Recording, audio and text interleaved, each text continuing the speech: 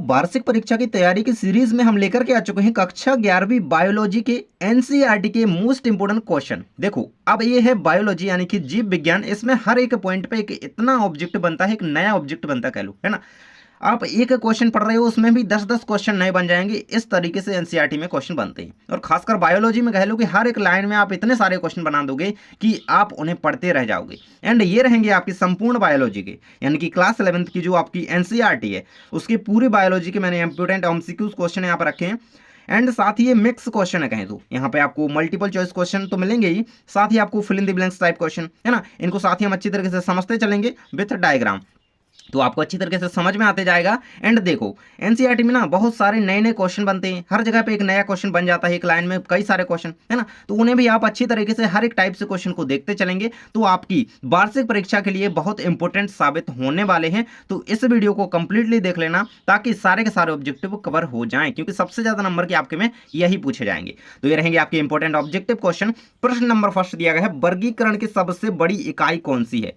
वर्गीकरण की बड़ी इकाई के बारे में बात करेंगे, तो यहाँ पे आंसर आपके सामने दिया भी गया है, देख सकते हो यहाँ पे जगत यानी कि किंगडम। तो इस चीज को याद रखो, ये पूरा ये देखो ये आपको पता होनी चाहिए। सबसे बड़ी है किंगडम, फाइलम, क्लास, ऑर्डर, है ना। मैंने यहाँ पे इसको सीक्वेंस में लिख दिया है, तो इस चीज को याद करो। सबसे छोटी स्पीसीज होती है ना, ये इकाई होती है। तो इस चीज को ध्यान से मन में बिठा लो एंड इससे ऑब्जेक्टिव 100% आता ही आता है। तो ये कर लेना, इसको याद रखो। ये इसका यहाँ पे इस तरीके से है ना, kingdom, phylum, class, order, family, genus, species, है ना। तो इसको याद रखो। और ये देखो यहाँ पे फाइलम में क्या आता है, तो इस तरीके से हर एक क्वेश्चन को देखो, बनाओ। नेक्स्ट हमारा क्वेश्चन आ जाता है, हृदय में उत्पन्न आवेग को ग्राफ पेपर पर रिकॉर्ड करना कहलाता है। तो देखो आप फिल्म देखते हो, सीरियल देखे हो, आपने देखा होगा कि जब कोई मरीज बेड पर उसमें लेटा हुआ होता है तो देखो वो कंप्यूटर स्क्रीन पर मॉनिटर पे बार बार इस तरीके से लाइनें दिखाती हैं। ये तो आपने देखा ही होगा, है ना। अगर ये लाइन सीधी हो गई तो मतलब रुक गई जिंदगी, और ये चल रही है मतलब ऐसी, है ना। तो ये ईसीजी, ऐसे क्या कहते हैं, इलेक्ट्रोकार्डियोग्राफी कहते हैं, है ना। ये आपने वही लाइन देखी होंगी, है ना। तो हृदय में उत्पन्न आवेग को ये यहाँ पे क्या करती हैं, एक तरीके से ग्राफ पेपर पर वो रिकॉर्ड हमें प्रदर्शित करती हैं, तो उसे हम इलेक्ट्रोकार्डियोग्राफी ईसीजी कहते हैं। इस चीज को याद रखना, है ना। नेक्स्ट हमारा क्वेश्चन आ जाता है, जल संवहन तंत्र का पाया जाना निम्न में से किस समूह की विशेषता है। वाटर वास्कुलर सिस्टम कह सकते हैं, पोरिफेरा, टीनोफेरा, इकाइनोडर्मेटा या सिलेंट्रेटा। तो आपके आंसर रहेगा यहाँ पे इकाइनोडर्मेटा। तो इसका एक कहें कि एक जीव इसका इकाइनोडर्मेटा का होता है क्या, स्टारफिश देख सकते हैं यहाँ पे। तो ये इसका एग्जाम्पल यहाँ पे देख सकते हो, जो कि देख सकते हो इसमें संवहन तंत्र, जल संवहन तंत्र कहें कि इस तरीके से इसमें पाया जाता है। एंड ये इसका अच्छा उदाहरण है, एंड याद करने के लिए ठीक है, इसको याद कर लेना। नेक्स्ट हमारा आ जाता है, निम्न में से एक्टिनो मॉर्फिक पुष्प का उदाहरण नहीं है। इस चीज को ध्यान दिया कीजिए। और देखो अगर आप लोग ऑब्जेक्टिव कंप्लीट कर रहे हैं, मल्टीपल चॉइस टाइप क्वेश्चन है, तो आप सबसे पहली बात याद क्या रखना है आपको कि आप लोग जो उसको ऑप्शंस दिए रहते हैं उन्हें ध्यान से पढ़ा करें, नहीं तो इसमें गलती होती है और आपका नंबर कट जाता है।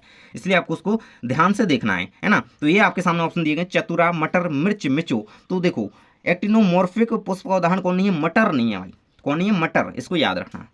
नेक्स्ट क्वेश्चन आ जाता है, निम्न में से कौन सा तत्व मनुष्य के शरीर में सर्वाधिक प्रतिशत में पाया जाता है। देखो वीडियो पूरा देखना ताकि सारे क्वेश्चन कवर हो सकें, है ना। बाद में कहते हो कि आया नहीं, इसलिए पूरे क्वेश्चन देखो। सर्वाधिक प्रतिशत में भाई हाइड्रोजन, कार्बन, अगर नाइट्रोजन ये पाए जाते हैं तो चले बसे, है ना। और ऑक्सीजन जो होता है सबसे अधिक मात्रा में पाया जाता है, इस चीज को याद रखना। नेक्स्ट हमारा, निम्न में से कौन सा पादप हार्मोन शीर्ष प्रभाविता, है ना, शीर्ष भाग जो होता है पौधे का उसके लिए उत्तरदायी होता है, मतलब उसकी वृद्धि के लिए उत्तरदायी होता है। तो एक तरीके से ऑक्सीजन जो है एक वृद्धि हार्मोन है, जो कि पौधे की शीर्ष को वृद्धि करने में मदद करता है। एंड ये देखो इसके ऑक्सीजन के मॉलिक्यूल्स होते हैं जो कि सूर्य की किरणों की तरफ यहाँ पे क्या ले जाते हैं, पौधे की ग्रोथ ले जाते हैं। ये यहाँ पे डायग्राम में देख सकते हो। नेक्स्ट क्वेश्चन आपका दिया गया है, कुपिका वायु की तुलना में वायुमंडलीय वायु में PO2 तथा PCO2 कितनी होगी। तो कितनी होगी, उच्च, ये होगी उच्च आपकी O2 एंड CO2 क्या होगी, न्यून होगी। तो इस चीज को याद रखना, ऑब्जेक्टिव ध्यान से देखा करें। नेक्स्ट आपका दिया गया, निम्न में से कौन सा hormone anti diuretic hormone ADH कहलाता है। तो कौन सा, वेसोप्रेसिन। ये आपकी लास्ट ईयर आया हुआ क्वेश्चन है एंड ये बहुत ज्यादा इंपॉर्टेंट है। तो ADH कौन सा है, वेसोप्रेसिन होता है, इसको याद रखना। ये देख सकते हो यहाँ पे ये किस तरीके से प्रोड्यूस होता है, इसकी क्या प्रक्रिया रहती है, यहाँ पे आप समझ सकते हो। नेक्स्ट क्वेश्चन आपका दिया गया, धनिया में किस प्रकार का पुष्पक्रम जो है पाया जाता है ना, धनिया धनिया में छात्रक प्रकार का पुष्पक्रम पाया जाता है, इस चीज को याद रखना। छाते प्रकार की संरचना, छात्रक याद रखना। आपने धनिया का पत्ता देखा ही होगा, इस तरीके से उसकी संरचना होती है और वो छाते के समान दिखाई देता है। तो यहाँ पे आप देख सकते हो, यहाँ पे इस तरीके से उसकी संरचना, छात्रक प्रकार का पुष्पक्रम धनिया में पाया जाता है। और कूट चक्रक पुष्पक्रम किस में पाया जाता है, इसका उदाहरण आपको कमेंट बॉक्स में बताना है। कूट चक्रक पुष्पक्रम का एक उदाहरण बताइएगा। नेक्स्ट क्वेश्चन दिया गया, निम्न में से किसमें डीएनए नहीं पाया जाता है? तो केंद्रक, हरित लवक, गोल्गी कॉय या फिर माइटोकॉन्ड्रिया। तो हरित डीएनए जो है गोल्गी कॉय में है ना, गोल्गी बॉडी में डीएनए नहीं होता है, इस चीज को याद रखना। यहाँ पे आप देख सकते हो, बाकी सब में होता है, इनमें जो ऑप्शन दिए गए हैं ये रहेगा आपके सामने। इसमें आप देख सकते हो ये गोल्गी का की संरचना है, इसको जरूर से कंप्लीट कर लें, ये बहुमूत, ये भी इंपॉर्टेंट है बहुत ज्यादा।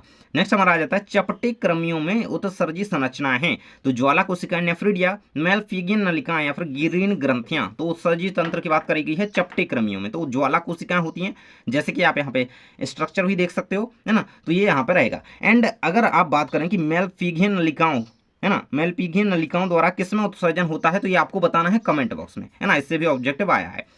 अगला क्वेश्चन आया है, पारदर्शी ऊतक है। तो टेंडन, लिगामेंट, रेशेदार कार्टिलेज, हाइलन कार्टिलेज। तो हाइलन कार्टिलेज यहाँ पे क्या होता है, ये होता है आपका पारदर्शी ऊतक है एक प्रकार का, है ना, पारदर्शी, ये रहेगा आपके सामने यहाँ पे।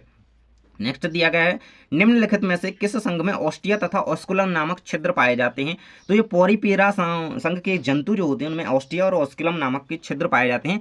इससे आपकी देखो दो विशेषताएं सीधी कंप्लीट हो जाती हैं पोरीफेरा संघ की, जो कि आती हैं। तो इस चीज को याद रखना, ऑस्टिया और ऑस्कुलम नामक छिद्र, ये ऑब्जेक्टिव में आया है, कई बार खालिस्तान में किसी भी रूप में बन सकता है, तो आप यहाँ पे देख भी सकते हो, ये रहेंगे आपके सामने, ये ऑस्कुलम यहाँ पे और ये ऑस्टिया, है ना। तो ये छिद्र पाए जाते हैं किसमें, पोरीफेरा नामक पोरीफेरा संघ के जंतु में।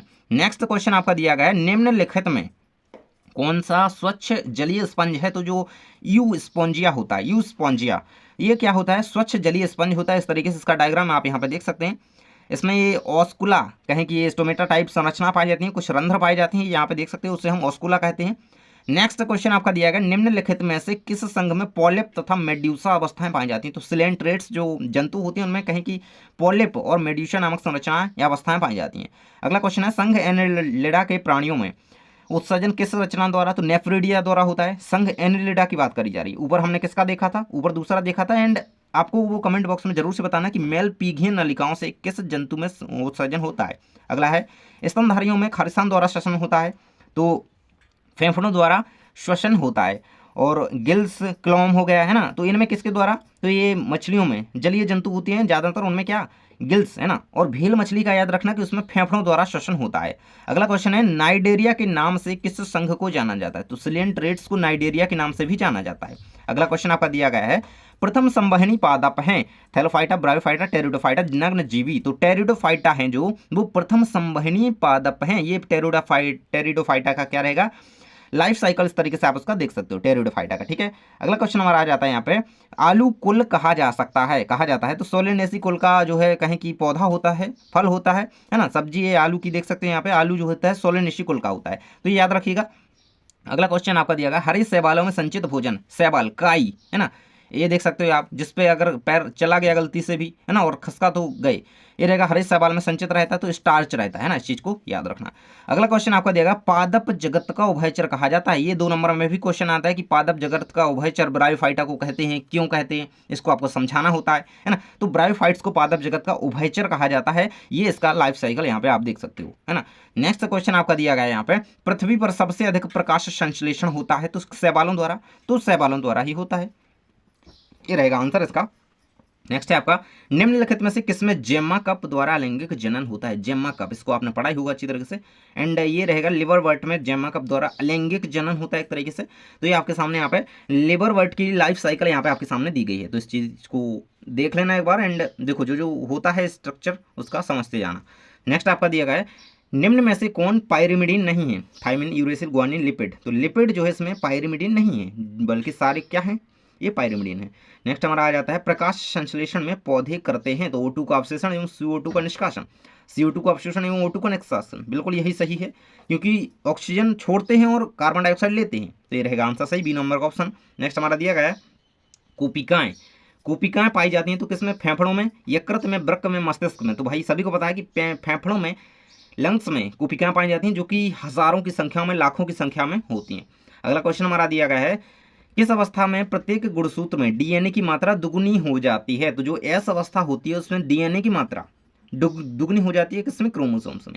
तो ये डीएनए का स्ट्रक्चर आपको बताया गया है, ये दोनों स्ट्रैंड्स इसकी अच्छी तरीके से तैयार कर लेना। ये ऑब्जेक्ट में नहीं, ऑब्जेक्ट में तो नहीं, लेकिन लॉन्ग क्वेश्चन इसका जरूर से बनता है। अगला क्वेश्चन आ जाता है, प्रकाश संश्लेषण का सीमाकारी सिद्धांत दिया। तो भाई किसने दिया था? ये ब्लैकमैन नामक वैज्ञानिक थे। इन्होंने क्या किया था? प्रकाश संश्लेषण का सीमाकारी सिद्धांत प्रस्तुत किया था। इस चीज को याद कर लेना।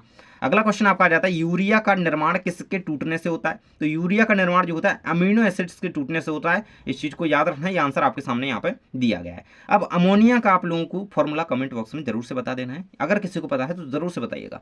अगला क्वेश्चन आपका आ जाता है, आमाशयी रस में, आमाशयी जो रस होते हैं उनमें कौन कौन सी एंजाइम होते हैं? तो pepsin, lipase, rennin, trypsin, lipase, rennin, trypsin, trypsin, trypsin, है ना। तो पेप्सिन जो होता है, ट्रिप्सिन नहीं होता है आमाशयी रस में। पेप्सिन, लाइपेज और रेनिन जो होते हैं इसके प्रमुख एंजाइम होती हैं। तो ये रहेगा यहाँ पे एंजाइम का फंक्शन, यहाँ पे आप देख सकते हैं मेनली तो एंजाइम के बारे में बताया गया है। एंड नेक्स्ट क्वेश्चन है, किन पत्तियों की निचली सतह पर रंध्रों की संख्या अधिक होती है? तो जो पृष्ठाधारी प्रकार की पत्तियां होती हैं, यहाँ पे देख लेंगे, पृष्ठाधारी, समद्विपार्श्विक, है ना, एक दोनों या फिर कोई नहीं। तो पृष्ठाधारी प्रकार की पत्तियां जो होती हैं उनमें सतह, उनकी निचली सतह पर रंध्रों की संख्या जो है ज़्यादा होती है। निचली, ये ऊपरी सतह है, इसके नीचे वाली जो सतह होगी इसमें क्या होगी? ज़्यादा होगी पत्तियों की, रंध्रों की संख्या, सॉरी, स्टोमेटा की। नेक्स्ट है आपका, उत्सर्जीय पदार्थ के आधार पर जंतुओं का प्रकार है। तो अमोनोलोटिक प्रकार के हो सकते हैं, अमोनोटेलिक प्रकार के, यूरियोटेलिक हो सकते हैं और यूरोकोटेलिक हो सकते हैं। तो ये मतलब इस प्रकार के जंतु हो सकते हैं उत्सर्जीय पदार्थ के आधार पर। नेक्स्ट क्वेश्चन आपका है, मानव वृक्क की संरचनात्मक व क्रियात्मक इकाई। ये भाई बहुत ज्यादा इंपॉर्टेंट क्वेश्चन है, 10th क्लास से ही पढ़ते आ रहे हो एंड 9th में भी पढ़ा होगा। नेफ्रॉन या कहें कि वृक्काणु, ये मानव वृक्क की संरचना होती है या फिर संरचनात्मक व क्रियात्मक इकाई होती है, नेफ्रॉन, है ना। इसका स्ट्रक्चर इस तरीके से होता है जिसमें आप देख सकते हो ये सारी संरचनाएं, बोमन संपुट वगैरह ये पाया जाता है, यहाँ पे आप देख सकते हो। नेक्स्ट क्वेश्चन आपका आ जाता है यहाँ पे, निम्नलिखित में से किस उत्सर्जी पदार्थ के निष्कासन में अत्यधिक जल की आवश्यकता होती है? तो ammonia, urea, uric acid, benzoic acid. Ammonia इसका आंसर रहेगा। देखो अमोनिया का फॉर्मूला होता है NH3। तो ये 3 H आपके दिए गए हैं एंड ये एक N है, ठीक। यहाँ पे लिखेंगे N, AH, AH, AH, bond बन रहा है, NH3 अमोनिया हो जाएगा। नेक्स्ट है, इंसुलिन हार्मोन का स्रावन करने वाली लैंगरहिंस द्वीपिकाएं पाई जाती हैं। तो ये अग्न्याशय में होती हैं, है ना, पेनक्रियास में आपकी। यहाँ पे आप इसका स्ट्रक्चर देख सकते हो आमाशय का, एंड इसको कंप्लीट कर लेना, ये बहुत ज़्यादा इंपॉर्टेंट है। देखो इसकी जो इसमें जो संरचना होती है वो आपको मेनली याद होनी चाहिए, बाकी तो डायग्राम बहुत कम आता है इसका, लेकिन पता होना चाहिए। अगला क्वेश्चन आपका दिया गया है, पैरामीशियम में चलन किसके द्वारा होता है? तो कूटपाद, पक्षमाभ या स्पर्शक पाद। तो पक्षमाभ विधि द्वारा पैरामीशियम में चलन होता है। पैरामीशियम की संरचना आप देख सकते हो, सीलिया, पेलिशेल, तो इस तरीके से इसमें संरचनाएं होती हैं, है ना। साइटोप्लाज्म वगैरह तो होता ही है, और ये रहेगा आपका माइक्रोन्यूक्लियस, मैक्रोन्यूक्लियस, इसमें सारे कुछ होते हैं। तो ये सामने आपकी संरचना इसकी पैरामीशियम की दी गई है। एंड इसमें अगर चलन की बात करें तो ये पक्षमाप द्वारा होता है। और अमीबा में किसके द्वारा होता है ये आपको बताना है, जल्दी से लिख दो कमेंट में। अमीबा में चलन किसके द्वारा होता है, किस रचना द्वारा होता है? ऑप्शंस भी सामने दिए गए हैं, बताओ भाई। नेक्स्ट क्वेश्चन आपका आ जाता है, मानव शुक्राणुओं में गति किस रचना द्वारा होती है? मानव शुक्राणुओं में जो गति होती है वो कशाभिका द्वारा होती है ना। तो इस चीज को याद रखना, बहुत ज्यादा इंपॉर्टेंट क्वेश्चन है ये, एंड इसको कंप्लीट करके रखना। अगला क्वेश्चन आपका आ जाता है, निम्नलिखित में से कौन सी पेशी कंकालीय पेशी कहलाती है? तो ऐसी कौन सी पेशी होती है जो कंकालीय पेशी, रेखित पेशी को कंकालीय पेशी कहा जाता है। और रेखित और अरेखित, है ना, अरेखित इस तरीके से बनेगी कुछ, है ना, दोनों के स्ट्रक्चर आपको कंप्लीट कर लेना है। अरेखित पेशी, ये रहेगा इसका आंसर, रेखित पेशी, ठीक है। ये रहेगा इसका स्ट्रक्चर, जिसमें केंद्रक, है ना, सार्कोप्लाज्म, सार्कोलेमा, ये सारी संरचनाएं होती हैं, एंड इसको तोड़ तोड़ करके भी आपको बताया गया है। नेक्स्ट क्वेश्चन हमारा आ जाता है, पेशीय संकुचन की संरचनात्मक व क्रियात्मक इकाई क्या होती है? तो वो होती है हमारी सार्कोमियर। पेशीय संकुचन की बात करी जा रही है, तो इस चीज को याद रखना। और तंत्रिका तंत्र की पूछी जाए कभी तो वो न्यूरॉन होती है। और वृक्क की पूछी जाए तो वो वृक्काणु यानी कि नेफ्रॉन होती है। और यहाँ पे पेशीय संकुचन की संरचनात्मक इकाई पूछी गई तो सार्कोमियर होती है। अगला क्वेश्चन आ जाता है, आधार उपापचयी दर को नियंत्रित करने वाला हार्मोन है। तो आधार उपापचय की बात करेंगे, थायरॉक्सिन हार्मोन, है ना, इस चीज को याद रखना। आधार उपापचयी दर को नियंत्रित करने वाला जो हार्मोन होता है थायरॉक्सिन, थायराइड थायरॉक्सिन, इसका हम क्वेश्चन आगे देख रहे हैं। अगला क्वेश्चन है, अधिकतर गर्भ निरोधक गोलियों में होता है। तो एस्ट्रोजन व ESH, प्रोजेस्टेरोन, FSH व LH, प्रोथ्रोम्बिन, तो प्रोजेस्टेरोन ये हार्मोन होता है। अगला आपका दिया गया है, रक्त प्लाज्मा में पाई जाने वाली प्रमुख प्रोटीन कौन सी है? तो फाइब्रिनोजन भी होता है, ग्लोबिन भी होता है, एल्ब्यूमिन, ये सारी उसमें प्रोटीन्स पाई जाती हैं, इस चीज को याद कर लो। नेक्स्ट क्वेश्चन हमारा आ जाता है, एक स्वस्थ मनुष्य में प्रति 100 मिलीलीटर लगभग कितने ग्राम हीमोग्लोबिन पाया जाता है? तो 12 से 16 ग्राम हीमोग्लोबिन 100 ml में पाया जाएगा, है ना। तो ये यहाँ पर स्वस्थ मनुष्य की बात करी गई। नेक्स्ट हमारा क्वेश्चन आता है कि लाल रक्त कणिकाओं में को किस अन्य नाम से भी जाना जाता है? तो इरिथ्रोसाइट से कहा जाता है। लाल रक्त कणिकाओं को, आरबीसी को इरिथ्रोसाइट कहा जाता है। एंड इसके प्रकार याद कर लेना, बहुत ज़्यादा इंपॉर्टेंट है ये रहेगा। इसका स्ट्रक्चर भी दिया गया है। अब भाई डब्ल्यूबीसी की बात करी जाए, श्वेत रक्त कणिकाओं के प्रकार हैं तो उपरोक्त सभी लिम्फोसाइट, मोनोसाइट, न्यूट्रोफिल्स, ये इसके प्रमुख प्रकार होते हैं। इसका स्ट्रक्चर आपके सामने दिया गया है व्हाइट ब्लड सेल्स का, है ना, जो कि यहाँ पे देख सकते हो आप, यहाँ पे ये रहेगा, है ना। और आप याद रखिएगा कि लाल रक्त कणिकाओं को इरिथ्रोसाइट कहते हैं और ये आपके सामने रहेगा। एंड व्हाइट ब्लड सेल्स या कार्पसेल्स को यहाँ पे ल्यूकोसाइट्स कहते हैं, याद रखिएगा। अगला क्वेश्चन आ जाता है, प्लेसेंटा द्वारा अस्रावित होने वाला हार्मोन है जिसे अपरा भी कहते हैं, इस चीज को याद रखना। तो ह्यूमन कोरियोनिक गोनोड्रोट्रोपिन HCG जिसे कहते हैं, ये हार्मोन प्लेसेंटा द्वारा स्रावित होता है, याद रखना इस चीज को। नेक्स्ट क्वेश्चन है, संकटकालीन हार्मोन कौन सा है? तो एड्रेनलिन को संकटकालीन हार्मोन कहा जाता है, इस चीज को याद रखना। एंड ये देखो, ये एड्रेनलिन हार्मोन यहाँ से भाई स्रावित होता है। एंड ये देखो, इसकी ग्लैंड्स यहाँ पे पाई जाती हैं, है ना, किडनीज में देख सकते हो यहाँ पे। एंड ये ग्लैंड्स इसकी यहाँ पे दोनों में पाई जाती हैं, दोनों तरफ पाई जाती हैं। तो ये इसको याद रखना, इसकी संरचना मतलब याद रखना कि कहाँ पे ये है ना, इसकी लोकेशन है। नेक्स्ट क्वेश्चन आपका दिया गया है कि एक्सोफिथेल्मिक ग्वाइटर का कारण है। ग्वाइटर मतलब घेंघा रोग कह सकते हैं। थायराइड का अतिस्रावण, थायराइड का अल्पस्रावण, थायराइड का अतिस्रावण। थायराइड देख सकते हो, ये थायराइड ग्रंथि हमारी कहाँ पर पाई जाती है? थायराइड ग्लैंड्स, ये हमारी गले के पास पाई जाती है। एंड अगर इसका थायरॉक्सिन का स्रावण ज़्यादा हो जाए, थायरॉक्सिन हार्मोन का स्रावण ज़्यादा हो जाए, तो वहाँ पे हमें थायराइड मतलब थायराइड नामक ग्वाइटर नामक रोग से यहाँ पे क्या होना पड़ता है, मतलब ये हमारे हो सकती है, कई लोगों में हुई है, घेंघा नामक रोग इसे कहते हैं। और इसका जो बचने का उपाय है ये आप लोगों को पता होना चाहिए, आयोडीन नमक, है ना। अगला क्वेश्चन है, एक प्रोटीन हार्मोन है epinephrine, androgen, progesterone, thyrotropic hormone. तो यही आपका आंसर है, TSH, थायरोट्रोपिक हार्मोन जो है एक प्रोटीन हार्मोन में हो जाता है। अगला क्वेश्चन है, नर में द्वितीय लैंगिक लक्षणों के लिए आवश्यक हार्मोन है, तो वो टेस्टोस्टेरोन होगा, आंसर याद रखेंगे। यदि रक्त में ADH की मात्रा कम हो जाए तो मूत्र की मात्रा अप्रभावित होगी, कम हो जाती है या फिर बढ़ जाती है? तो बढ़ जाती है ना। ADH कम होगा तो मूत्र की मात्रा बढ़ जाएगी। किसके प्रभाव से शुक्र जनन का नियंत्रण होता है? तो FSH के प्रभाव से शुक्र जनन का नियंत्रण होता है। अगला क्वेश्चन आपका दिया गया है, पीयूष ग्रंथि। देखो भाई, इसको मैंने डिटेल में लिखा है क्योंकि ये बहुत इंपॉर्टेंट है, इससे क्वेश्चन आता ही आता है। पीयूष ग्रंथि के मध्य पिंड द्वारा स्रावित प्रेरक हार्मोन्स का नाम लिखिए। तो ये हो जाता है आपका MSH, यानी कि आपका कहें मिलेनोसाइट प्रेरक हार्मोन जिसे कहते हैं। मतलब आंसर तो इसका इतना है, बट मैंने थोड़ा डिटेल में इसको डाला है ना।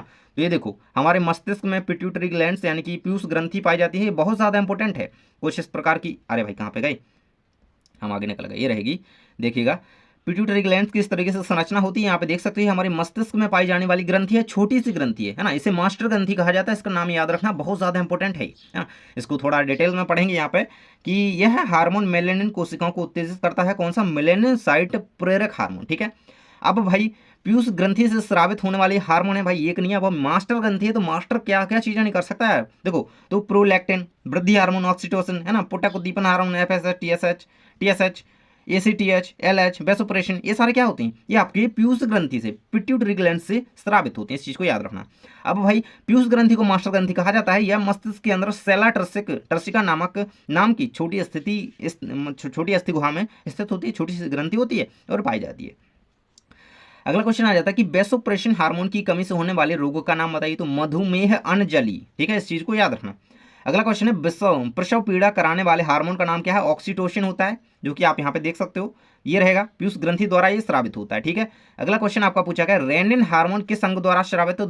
किडनी, वृक्क द्वारा स्रावित होता है। अगला है, मछलियों में श्वसन खालिसन, गिल्स, क्लॉम या गलफड़े लिख सकते हैं।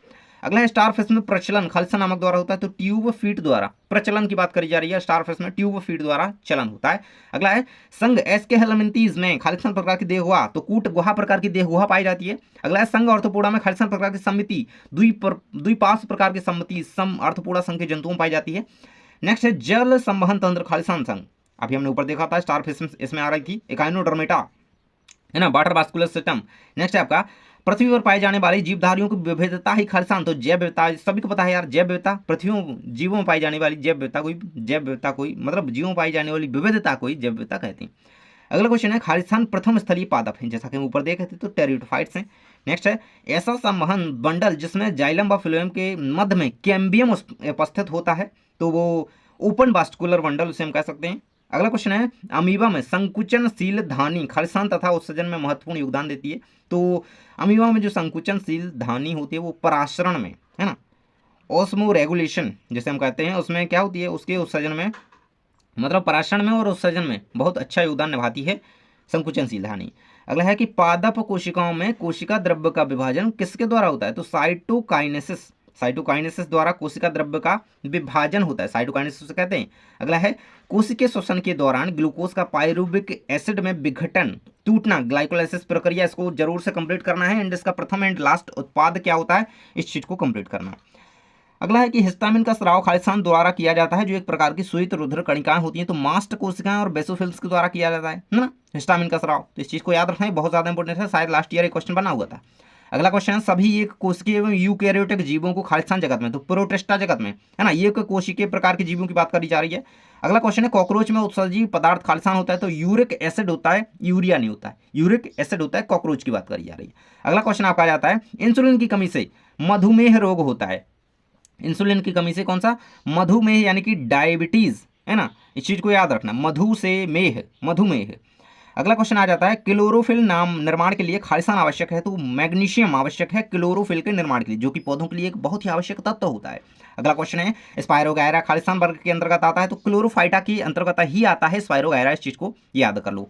नेक्स्ट क्वेश्चन आपका दिया गया, पेशियों को खालिस्तान से जोड़ने का कार्य टेंडन द्वारा। तो पेशियों को जब हड्डी अस्थि से जोड़ा जाता है तो उसका कार्य टेंडन, लिगामेंट, ये आपने दोनों पढ़े होंगे, इनको याद रखना अच्छी तरीके से। नेक्स्ट क्वेश्चन है, 2 अमीनो अम्ल की मध्य खालिस्तान। तो भाई ये किससे नहीं पता, और ये इतना ज़्यादा इंपॉर्टेंट है, बहुत ज़्यादा प्यारा ये ऑब्जेक्टिव है, ये बहुत बार आया है।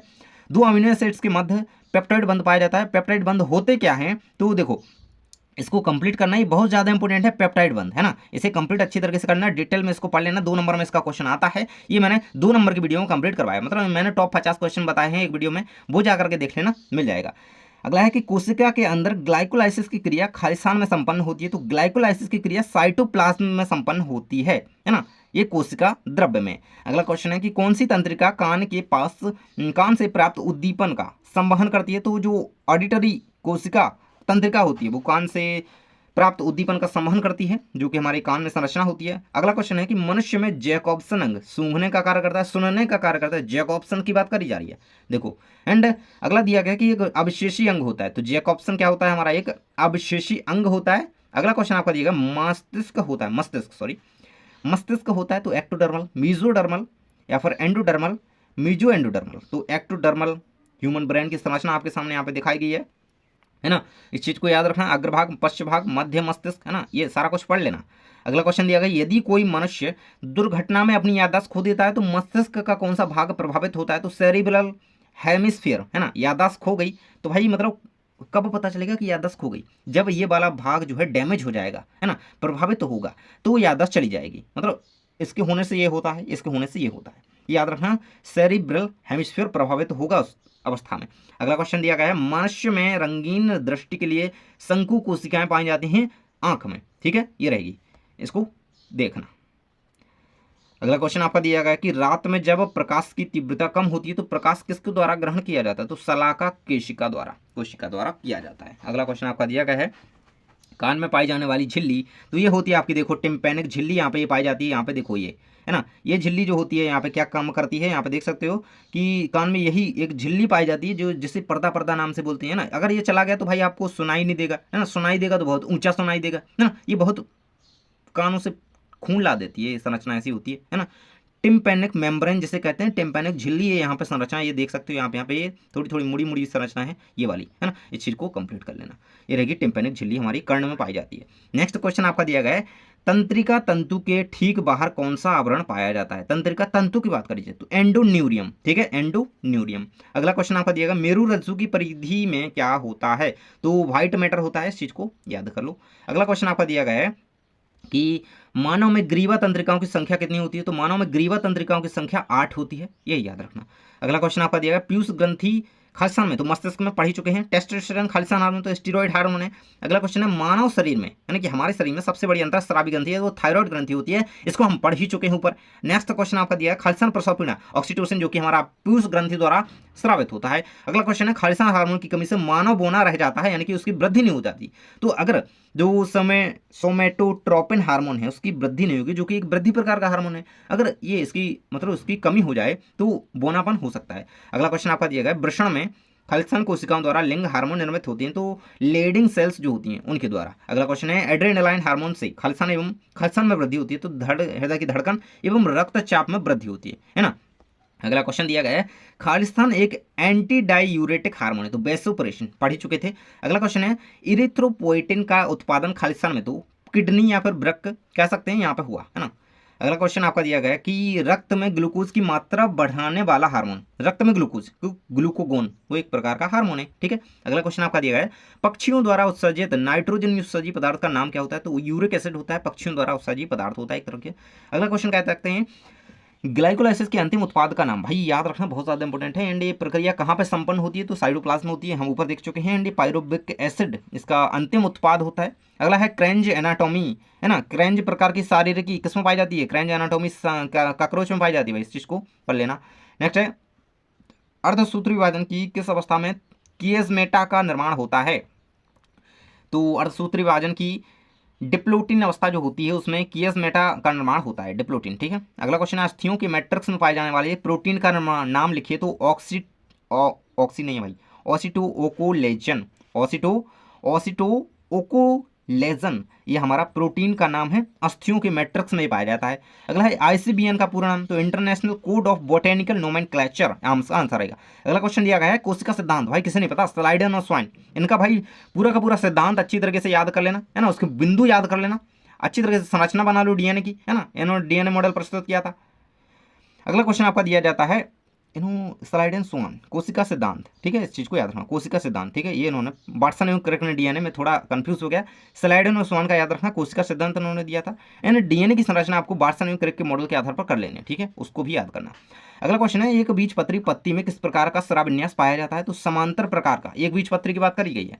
अगला क्वेश्चन है कॉकरोच का जंतु वैज्ञानिक नाम क्या है, तो आपके सामने दिया गया है पेरिप्लैनेटा अमेरिकाना। अगला क्वेश्चन आपका दिया गया है और वो क्या भाई मेढक का क्या होता है वो बताइएगा कमेंट बॉक्स में। मेढक का वैज्ञानिक नाम बताइएगा। एड्रीनल ग्रंथि से स्रावित होने वाले हार्मोन, तो एड्रीनलिन हार्मोन होता है और नार एड्रीनलिन, ठीक है, नॉर एड्रीनलिन दोनों को याद रखना। मछलियों में श्वसन गिल्स द्वारा। टमाटर में खालिस्तान प्रकार का बीजांडन्यास पाया जाता है, तो अक्षीय प्रकार का, कौन सा, अक्षीय प्रकार का बीजांडन्यास टमाटर में पाया जाता है। अगला है प्रोटीन आपको देंगे CHO तथा खालिस्तान के बने होते हैं, तो नाइट्रोजन के, और नाइट्रोजन के है ना, नाइट्रोजन ये ऑक्सीजन इसमें हो सकता है और नाइट्रोजन के बने होते हैं। अगला क्वेश्चन को पूछा गया खालिस्तान कोशिका में ग्लूकोज का अपूर्ण ऑक्सीकरण होता है, तो मांसपेशी में, है ना, इसमें क्या होता है, अपूर्ण ऑक्सीकरण एक तरीके से ग्लूकोज का होता है। अगला है कि बाह्य खालिस्तान रक्त को ग्रहण करता है, तो बाह्य जो होता है शुद्ध रक्त को ग्रहण करता है, याद रखना। अगला आपका दिया गया विषम बीजाणुता का उदाहरण लिखिए, तो ये देखो इसका क्वेश्चन भी आता है 2 नंबर में, वो मैंने कंप्लीट करवाया हुआ है। एंड ये इसका उदाहरण अगर पूछा जाए तो सेल्बेनिया याद रखना, है ना, सेलेजिनेला भी याद कर सकते हो। अगला क्वेश्चन है अസ്ഥियों में पाए जाने वाले पदार्थ का नाम लिखिए, तो वो कैल्शियम फॉस्फेट होता है, ये रहेगा कैल्शियम फॉस्फेट। न्यूक्लिक अम्ल के नाम लिखिए, न्यूक्लिक अम्ल का नाम लिखना है, तो डीएनए आरएनए जो हमारी होती है न्यूक्लिक अम्ल होती है एक प्रकार की। अगला क्वेश्चन दिया गया है एक C4 पौधे का नाम लिखिए, तो मक्का जियामेज, है ना, इस चीज को याद रखना, C4 प्लांट्स का नाम पूछा गया है। अगला क्वेश्चन आपका पूछा गया कि शरीर में समन्वय किस तंत्र के द्वारा होता है, तो तंत्रिका तंत्र, है ना, समन्वय होता है इसके द्वारा। अगला क्वेश्चन दिया गया है फ्लोरोडियल स्टार्च संचित भोजन के रूप में खालिस्तान शैवालों में पाया जाता है, तो लाल शैवालों में पाया जाता है। सबसे ऊंचा जिम्नोस्पर्म सिकुआ है, सबसे ऊंचा एंजियोस्पर्म यूकलिप्टस है, सबसे छोटा एंजियोस्पर्म क्या हमारा बॉल्फिया है। इन तीनों को याद रखना, है ना, इनसे ऑब्जेक्टिव जिंदगी भर में लेंगे अगर एग्जाम देते रहते हो, है ना। चलिए अगला क्वेश्चन आपका जाता है आवृत बीजियों का भ्रूणपोष खालिस्तान होता है, तो त्रिगुणित होता है। आवृत बीजियों की बात की जा रही है, इनका भ्रूणपोष जो होता है त्रिगुणित होता है। कंदुक खल्लिका ग्रंथि संधि कहाँ पर पाई जाती है, सॉरी, हयमरस या फिर अंश मेखला, या फिर नहीं, हयमरस और अंश मेखला इन दोनों के बीच में जो संधि होती है जिसे कंदुक खल्लिका ग्रंथि कहते हैं, ये ऑब्जेक्टिव में कई बार बना है। अगला क्वेश्चन आपका आ जाता है मानव वृक्क से निकलने वाले हार्मोन का नाम क्या है, रेनिन और इरिथ्रोपोइटिन। प्रत्येक मानव वृक्क में लगभग कितने नेफ्रॉन पाए जाते हैं, तो लगभग 10 लाख, है ना, इतने नेफ्रॉन पाए जा सकते हैं। अगला क्वेश्चन है कि मूत्र में ग्लूकोज की उपस्थिति किस रोग को दर्शाती है, तो वो मधुमेह को, है ना, मतलब ग्लूकोज की उपस्थिति अगर ग्लूकोज है तो वो डायबिटीज को दर्शाएगी। अगला क्वेश्चन आपका जाता है लास्ट क्वेश्चन है वुमन संपुट कहाँ पर, भाई हमने देखा था नेफ्रॉन की संरचना देखी थी, उसमें मैंने बताया था वुमन संपुट, वुमन कैप्सूल जो कि वृक्क के, कि नेफ्रॉन यानी कि वृक्काणु में ग्लोमेरुलस के चारों ओर पाई जाने वाली संरचना होती है, इसको याद रखना बहुत ज़्यादा इंपॉर्टेंट है। तो इस तरीके से हमारे ऑब्जेक्टिव होते हैं कंप्लीट। अगर आपने चैनल को सब्सक्राइब नहीं कराया तो कर लेना, क्योंकि यहाँ पे आपको इसी तरीके से वीडियोस मिलते रहेंगे एंड चैनल से जुड़े रहोगे तो आपकी हेल्प होती रहेगी, है ना। तो ये एनसीईआरटी के क्वेश्चन थे, आपके पेपर के लिए बहुत ज़्यादा हेल्पफुल होने वाले हैं। तो वीडियो को ध्यान से देख ही लिया होगा एंड और सारे वीडियोस आपके लिए हेल्पफुल चैनल पर डले हुए हैं, जाकर के देखो एंड टेलीग्राम ज्वाइन करो और जुड़े रहो हमसे। थैंक्स फॉर वॉचिंग, मिलते हैं नेक्स्ट वीडियो में।